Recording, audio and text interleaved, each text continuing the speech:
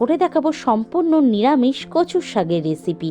চলো এটা তৈরি করার জন্য সবার প্রথমে কচু শাকগুলো ভালো করে কেটে ধুয়ে নুন দিয়ে সিদ্ধ করে নিয়েছি। এবার একটা গ্লাসে পেছন সাইড দিয়ে আমি কচুর শাকগুলোকে ভালো করে ম্যাশ করে নেব। কড়াইতে সর্ষের তেল গরম করে বাদামগুলোকে লাল করে ভেজে আমি তুলে নেব।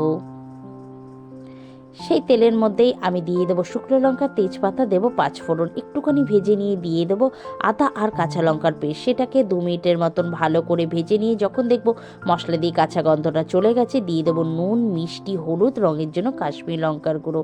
নুনটা বুঝে দেবে, আমরা যখন সিদ্ধ করেছিলাম কচুটা তখন কিন্তু নুন দিয়েছিলাম।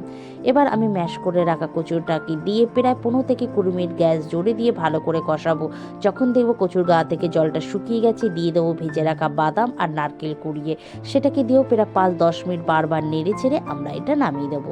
দেখো কত সুন্দর হয়েছে, অসাধারণ খেতে লাগে। তোমরা বাড়িতে অবশ্যই করো।